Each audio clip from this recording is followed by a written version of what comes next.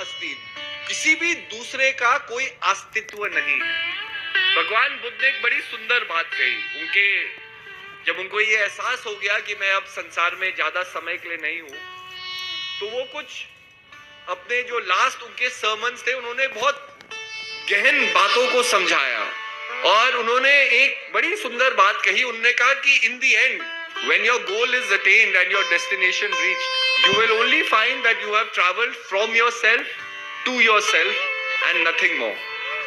एक डॉक्टर थे, वो नए नए पागल खाने में उनको इंचार्ज बनाया गया ना, मतलब उनको जाने का मौका मिला, मतलब उन्होंने ड्यूटी ज्वाइन की। तो जो स्टाफ थे वो उनको ले जा रहे थे कि भाई डॉक्टर आए हैं, नए डॉक्टर है, इंचार्ज है, इनको सब पेशेंट को दिखाओ, सारे वार्ड में ले जाओ। अब डॉक्टर शुरू करते हैं तो पहले तो सबसे बेसिक वार्ड होता है जहाँ कम पागल लोग होते हैं, वो बैठे हुए होते हैं। तो देखते हैं, सबसे देखते हैं, कोई कुछ कर रहा है, कोई कुछ कर रहा है। एक व्यक्ति खिड़की की ओर देख करके, आसमान की ओर देख करके ना, वो केवल माया माया माया माया का जाप करेगा, मतलब माया का ही नाम लिए जा रहा है। तो क्या ह्यूमन साइकोलॉजी में क्या है, परिवर्तन हम सब कुछ चाहते हैं, लेकिन परिवर्तन हो क्यों नहीं रहा? क्योंकि हमें भी अपने दुख से मोह हो गया। हम नहीं चाहते परिवर्तन हो, क्योंकि वो फिर दुखी कहानी हमारी बनी रहती है ना।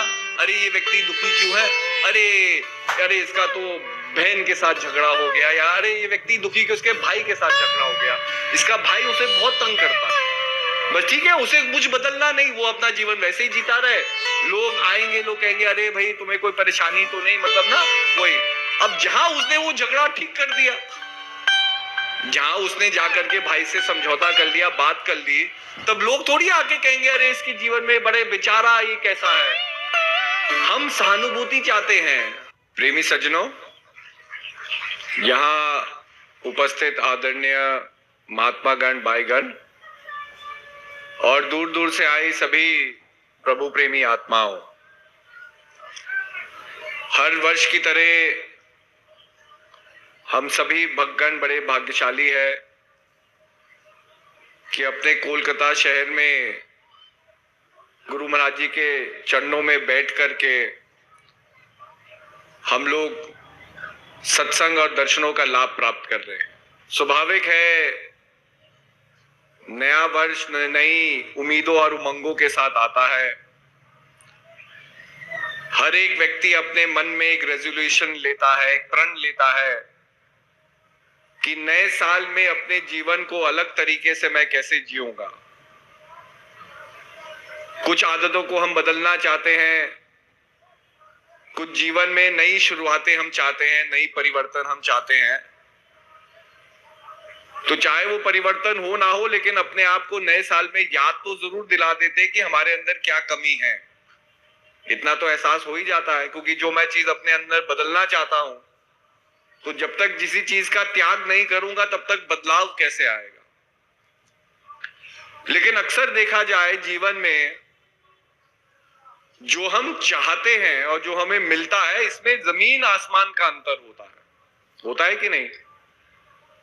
कल आप चाह ले कि मैं दुनिया का सबसे अमीर आदमी बन जाऊं, तो जरूरी तो नहीं है कि ये उम्मीद, आपकी उमंग तुरंत पूरी हो जाएगी, या आप कहते कल मैं लॉटरी जीत जाऊं तो आपकी लॉटरी निकल आएगी।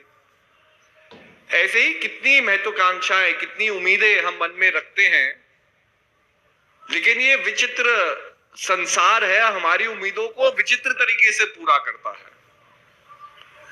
कोई व्यक्ति जीवन में खुशहाल होना चाहता है, खुशी खुशी जीवन में चाहता है, उसकी शादी हो जाती है।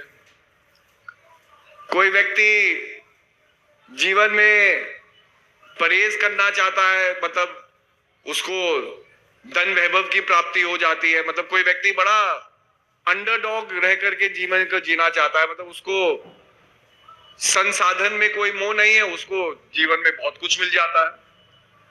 और जो व्यक्ति बहुत कुछ की कामना कर रहा है, उसके जीवन में कुछ नहीं है।